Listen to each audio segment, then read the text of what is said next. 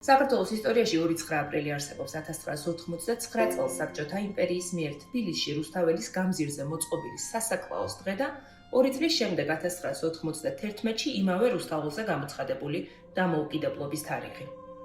შუაში კი იყო 1990 წლის 28 ოქტომბერი, პირველი მრავალპარტიული არჩევნები და კომუნისტური საქართველოს დასასრულის დასაწყისი. ხელისუფლებაში ზვიად გამსახურდია მრგვალი მაგი და თავისუფალი საქართველოს მოსვლა. კიდევ 9 წელიწადში 1991 წლის 9 აპრილს საბჭოთა საქართველოს უკვე ოფიციალური დასასრული, დამოუკიდებლობის აღდგენა 1918 წლის 26 მაისის დამოუკიდებლობის აქტის საფუძველზე. 26 მაისს კი პირველ პრეზიდენტად ზვიად გამსახურდიას არჩევა ხმათა 87%-ით. რამდენიმე თვეში სახელმწიფო გადატრიალების შემდეგ გამსახურდიას ხელისუფლება ისე დაემხო, რომ ქვეყნის სათავეში სულ 14 თვე გასძლო. ამის შემდეგ საქართველოს 11 წლით მეორედ დაუბრუნდა ედუარდ შევარდნაძემ, მერე 9 წლით მიხეილ სააკაშვილის ნაციონალური მოძრაობა და ბოლოს 14 წლით ბიძინა ივანიშვილის ქართული ოცნება. 1992 წლის 31 ივლისს საქართველო გაეროს 179 წევრი ქვეყანა გახდა, 99 წლის 27 აპრილს ევროსაბჭოს წევრი, 2023 წლის 14 დეკემბერს ევროკავშირის წევრობის კანდიდატი.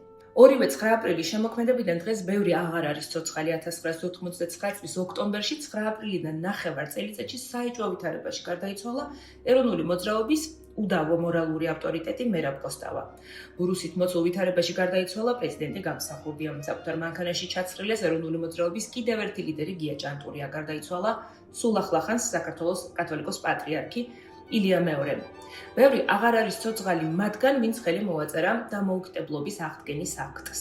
დროებით დაიკარგა კონტროლი ორ ავტონომიურ ერთეულზე, აფხაზეთსა და ცხინვალის რეგიონზე, მაგრამ მსოფლიო რუკაზე უკვე 35 წელია დამოუკიდებლად არსებობს საქართველოს სახელმწიფო, უნიკალური ენის, კულტურის და სულის მატარებელი ქვეყანა.